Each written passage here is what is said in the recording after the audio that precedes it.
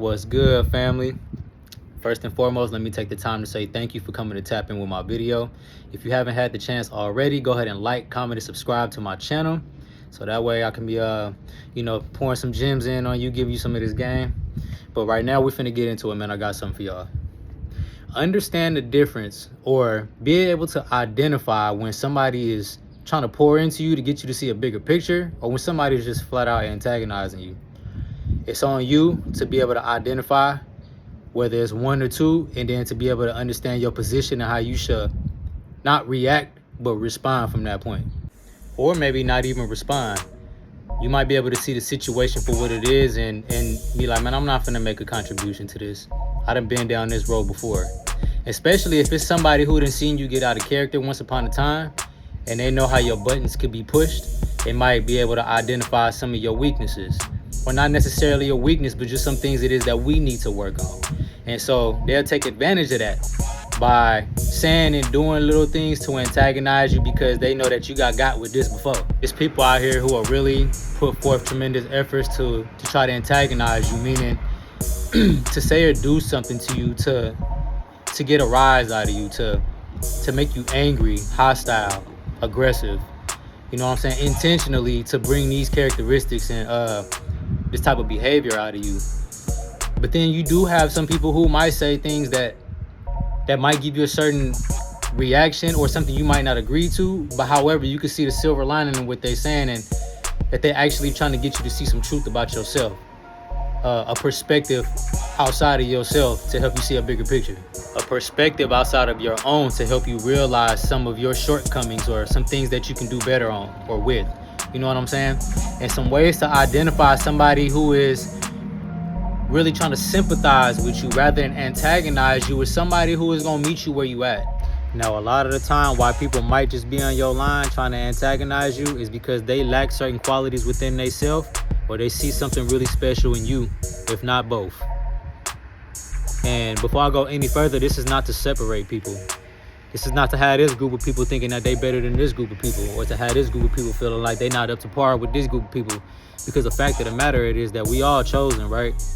We are all children of God. I don't want to get extra spiritual or religious or nothing, but we are all chosen. We are all here by purpose, by intention. And if you're not harnessing and developing these qualities within yourself, your interactions and experiences with other people are going to come off like jealousy, or like you trying to antagonize people, or you just got this chip on your shoulder and so you taking it out on folks. You know what I'm saying? It could be much better said in the way that I just explained it, but that's pretty much the foundation of why you got people chipping at you all the time. They'll even go as far as chopping you up to other people, planting the bad seed in other people's mind about you. So now when these other people get around you, now you having all these weird experiences or these weird interactions, or you just got this internal alarm going off like, bro, why these people acting weird? You know what I'm saying? Like just being really spiteful because they feel it's some type of way within themselves about you. And it's like you ain't did nothing, you ain't said nothing, you just breathing. Now, if you're watching this video and you are somebody who has a hard time identifying the difference between somebody trying to pour into you or somebody who is just clearly antagonizing you, these kinds of things will drive you crazy. And it takes a lot of effort to really sit down with yourself and to pick apart things for what it is, knowing yourself to a degree, so that you don't allow other people's opinions, thoughts, and ideas to shape the way you think or feel about yourself. You really got to be strong-minded around these kinds of things, because people are really tarnish you to other people simply just because. And that's why these days, man, like, I really take pride in self-development and acknowledging my personal growth and getting to know myself, because if you don't learn to speak for yourself and think for yourself, the world is going to speak and think for you. Or it's always them people that be like, I'm just saying because you remember what happened last time. You remember what you did last time. You remember what escalated through the last situation.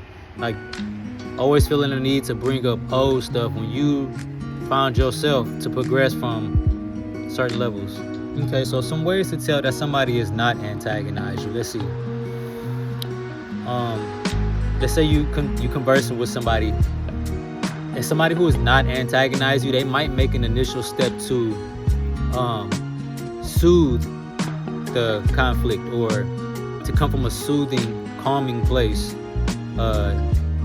knowing, especially if you guys are already at a place where things might be a little escalated, or things have escalated from this before, they'll come from a disarming perspective to keep the experience neutral while still allowing you to see that silver lining in that cloud.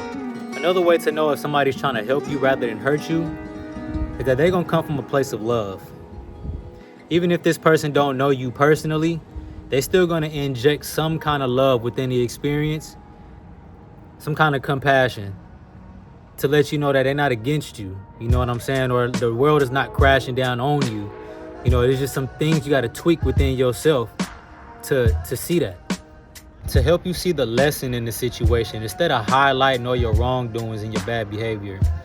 You know what I'm saying? This is how you can clearly identify what perspective they coming from.